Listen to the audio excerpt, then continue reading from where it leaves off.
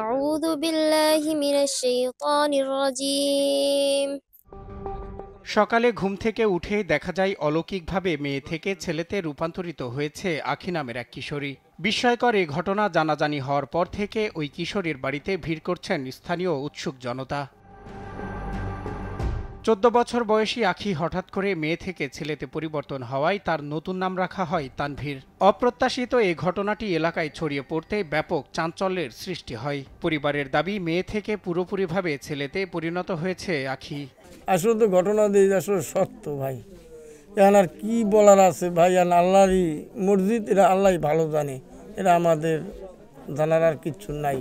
আল্লাহর রহমতে আল্লাহকে নতুন একটা জীবন দান করছে, আল্লাহর কাছে লাখ লাখ শুকরিয়া, আমরা সবাই খুশি। আমি চাই ওর লেখাপড়া যেন, ও এখন 2 পারা কোরআন শরীফ হয়তো বা খতম দিছে, ও লেখাপড়াটা চালাই যেতে চায়।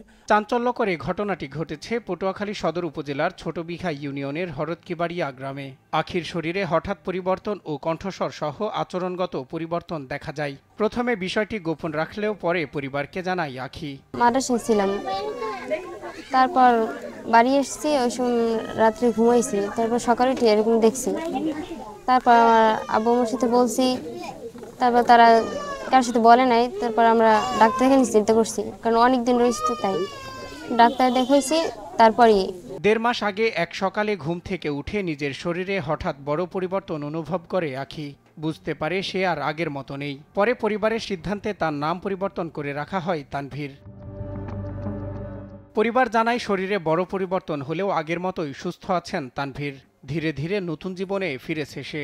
প্রতিদিনই তাকে দেখতে ভিড় করছেন আশপাশের মানুষ। আমার মেয়ে হাফিজি মাদ্রাসায় পড়তো, অনেক আগে একটু অসুস্থ ছিল, তাই ডাক্তার কবিরাজ বহুত দেখাইছি, দেওয়ার পর মোটামুটি একটু সুস্থ হয়েছে। সুস্থ হয়ে মাদ্রাসায় দিয়েছি, মাদ্রাসায় দিয়ে যাওয়ার পর আবার একটু অসুস্থ হয়েছে, এই ফোন দিয়েছে, গেছি, যাই বাড়ি নিয়ে এসেছি।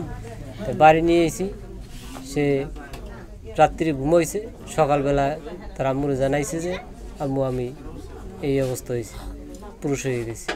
আর বাবা মায় আমার লোকে শেয়ার করছে পরে আমি কিছু যদি না, এটা একটু গোপন থাক, দেখি ডাক্তারের পরীক্ষা করাইয়ে দেখ গেলে, না দেখি এর আগে মানুষের শুনেছে বাধ্য না।